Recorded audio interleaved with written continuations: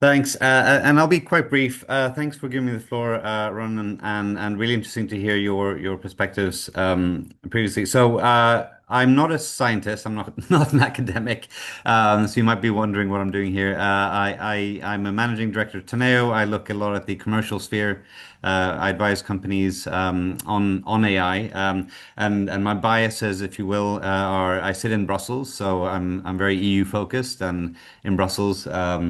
The hammer with which to you beat down every nail is EU law, of course. So I want to kind of debunk that a little bit, and also look at where I guess AI is heading. We're a bunch of both implementers and developers of AI, and I think hopefully that gives a perspective, reflecting a little bit on the points that were just mentioned previously in this session. So, what I want to say really is because we're here to talk about ethics and governance, so I'll try to focus on that.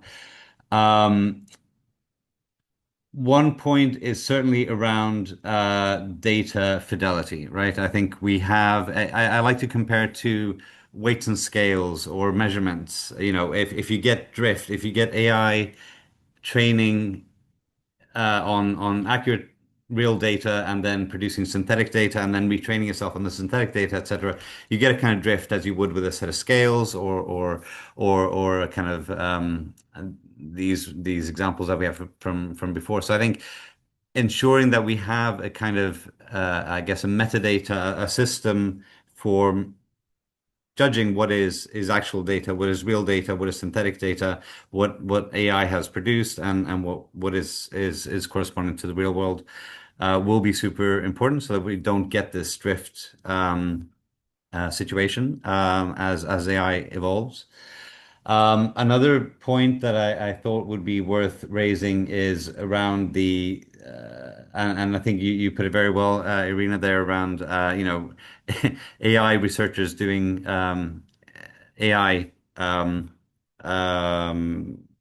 you know, reviewing and producing the research, which can become problematic. I mean, we see it here as well in the policy sphere, right, where you have people sitting in conferences who are AI speakers who then have AI taking notes of their speech and then producing with AI some kind of output for policy recommendations. I think this kind of self-generating AI is not very viable, right? I think we need to reinforce the role of humans, and to your point, Arena, experts. And this is my opinion, but I think the AI can do many things. It's still a technology. It's still a tool. There's a lot of talk about artificial general intelligence, etc. But I think human creativity, ingenuity, thinking is still one step ahead.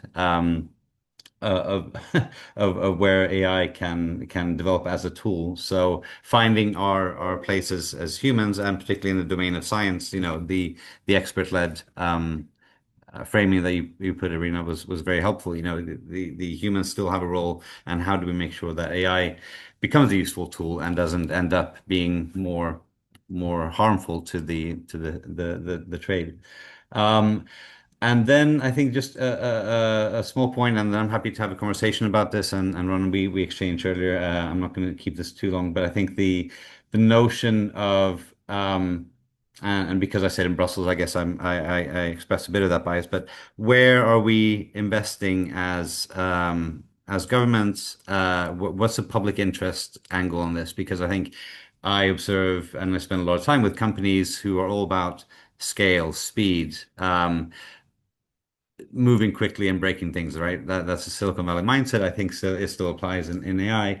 And in that process, how do we ensure that the public interest challenges that maybe AI can help resolve don't get lost in the process? And I think the analogy I think that is helpful for that is a little bit in let's say pharmaceuticals, where you have big commercial pharmaceutical companies chasing the drug development that is commercially profitable, that has a lot of scale, that has a lot of basically, yeah, profits to make. What does that leave with rare diseases? Where does that leave us with things that aren't maybe as easy to sell for profit? So I think maybe applying that same mindset to AI in the sense that, the commercial sphere is doing a lot, is heading towards artificial general intelligence. It's developing scale. But where does the public sector, where do governments, where do let's say less commercially oriented parties invest in AI to plug that gap? What are the elements of AI? And I think, research science is a good example of that, something that maybe the commercial sphere is investing in part of, but how do we make sure that public investments in AI, and everyone's racing. We hear about billions pretty much every week about governments trying to win the AI race. How do we make sure that those investments that are made from subsidies, from state aid, from grants and public investments are helping the public interest, are driving towards making sure that we're using AI to solve societal issues. And I think just as a final note, I'm a bit of an AI skeptic in some sense. I think we shouldn't, and this goes back to the biases, right? I think we've become a little bit too focused on generative AI and LLMs because that's what we hear and see and talk a lot about today, and that's where the money is going, etc. AI has been around for a long time. Let's not forget that when the EU developed this AI Act, kind of ChatGPT came in right in the middle of that and that hadn't even been conceived. It wasn't even a glimmer in the commissioner's eye when the AI Act was being developed, and it's pretty much the same around the world when governments are considering um, how to handle AI and how to govern AI. So let's not maybe get caught up too much in the zeitgeist. Let's take a longer term perspective, make sure that we look at AI in a fuller sense, and maybe with a lens towards artificial general intelligence, understanding what that will look like and where generative AI fits in, where machine learning fits in, where all the different forms of AI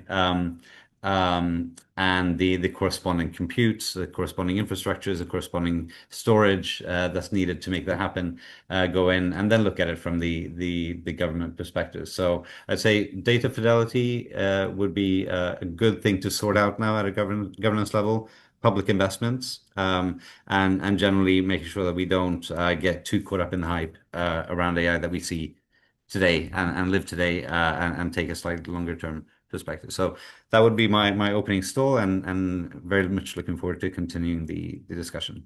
Thanks, Ron.